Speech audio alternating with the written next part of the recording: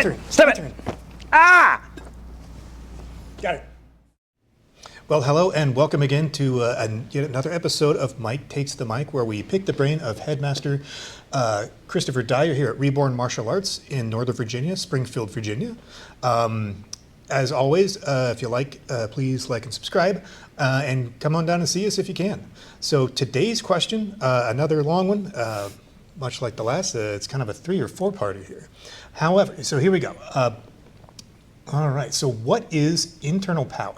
How do you cultivate it? How is it different from external power? And the last bit, can one chi blast an opponent or make an opponent drop from a touch? So let's start at the beginning. What is internal power and how do you cultivate it? Okay. Internal power. Doing the Miyagi hands. Internal power. So internal power is, there's a physical aspect of this and then a mind-body connection psychological aspect of it. Let's talk physical first. People throw a punch, put a lot of muscle into it. You go to the gym, you lift heavy weights so that you can put more muscle into a thing. Muscle, muscle, muscle, muscle, muscle. Well, boom, you can hit really hard. Boom, you can hit really hard. And not knocking it, yes, you absolutely can hit hard if you do that. There is always a physical limit. Like everybody has a limit as how much they can bench press, how much they can do things. Most people, you know, not everybody works out at the gym, so they have those limiting factors of how they can develop power.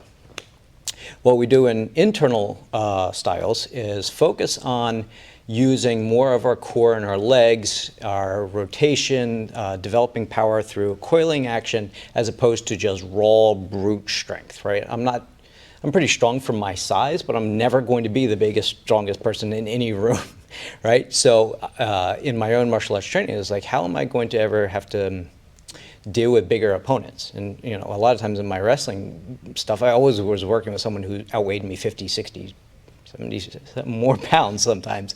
And so having to learn skills for against bigger opponents, because if you ever, God forbid, end up in a situation where you have to defend yourself, it's probably not going to be against someone smaller than you. It's probably someone picking on you who's bigger, right? So learning how to not just rely on pure raw power, but how we can develop more physical power by using whole body action. So using legs, using the hips, using the core, using the coiling action. Again, that's the physical side of it. Then there is the mental side of it. And this is the part where people start getting all kinds of woo-woo ideas. But there is absolutely an mind-body connection element. We know this from, you know, in my days as a personal trainer, we talked about this. The most gains, most success that you get early on in your training isn't from the weights that you're lifting, it's from developing the mind-body connection to do the action correctly, right? When you start moving correctly, that's where you see tons of gains. Then progression kind of slows down as you start adding the weights, right? And this is what we're working on is in the martial arts is developing better mind-body connection. How we can link from the ground to our knuckles. How do we make that path, that movement more fluid, more controlled? Not just wild wailing it out there, but making it smooth power. And then the other part of this is, you know, I like to think about, go on YouTube and video someone doing a big power lift.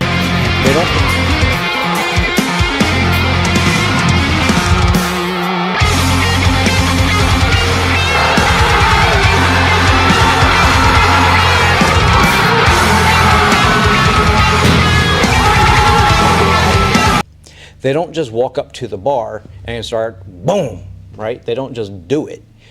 There's a mental side of it. You're getting your adrenaline pumped. I mean, there's people out there that'll slap themselves in the face and start yelling and grunting and all these other things. I don't suggest that in our studio, but that is an element of it, is you're psyching yourself up.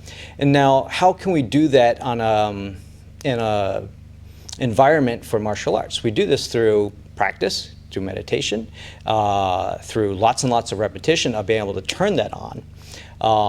And so this is a huge part of our training.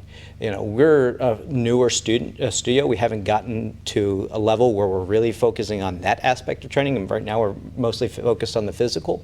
But that is definitely an element of things that we work on, is how do I mentally get my body to do more of what I want it to do, right? So there is the side of psyching yourself up, basically. And we do that through visualization. It's one of the key things I learned when I was doing personal training as a behavioral change coach was using visualizations to achieve a better outcome. Any Olympic athlete, they're getting visualization training. They're doing meditations on their activity. We can do the same thing. In our forms, what are forms? It's moving through the process of doing the technique over and over and over and over again. So we're building those connections. And that's how you end up developing this path. It's by always putting in maximum amount of effort, because you're building muscle memory.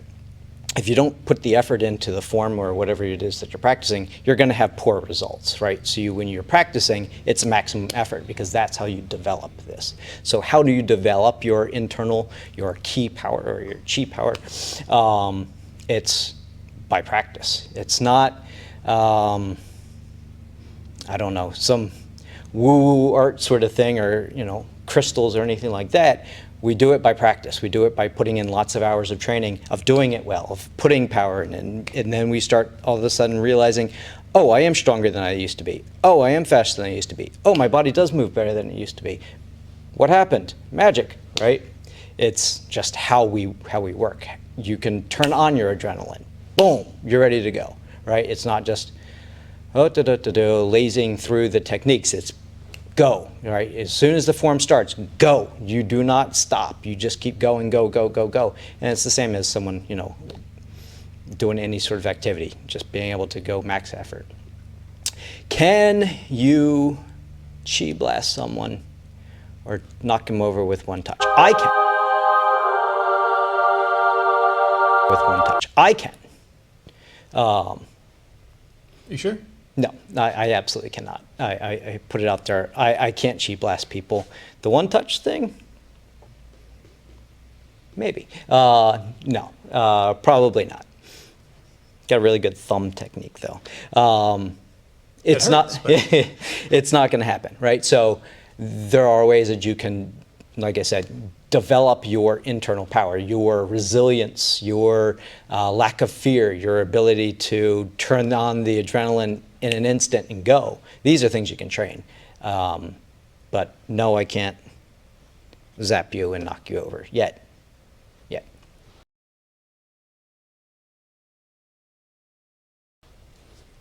Well, this has been very informative. Thanks for your thoughts. Do you have any final parting thoughts on the matter? I see the chi blast thing and the kind of the one touch knockout thing is kind of a product of entertainment, perhaps.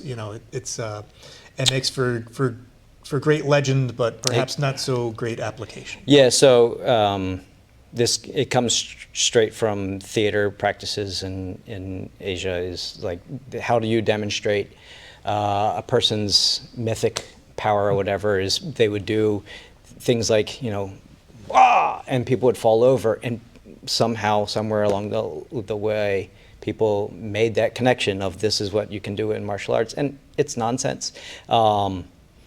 Is what we really want to be seeking, and we train this in meditation, is what we really are seeking is not some external supernatural. What you're really seeking is the fantastic natural stuff. Like, the way we are designed as a creature is really amazing. The amount of the things that we can do if we mentally focus on it is phenomenal. So don't seek some magical woo-woo. Seek the natural and the really amazing, thing that we are, is as a thinking being. Use our brains. That's our greatest tool. So use that. Use that. Awesome. Well, thanks for watching. Again, you've been watching Mike Takes the Mic, and please like and subscribe if you like what you see. And by all means, if you're in the Northern Virginia area, feel free to stop by Reborn Martial Arts here in Springfield, Virginia, and you can visit me, Mike, or Headmaster Chris Dyer. Thanks again.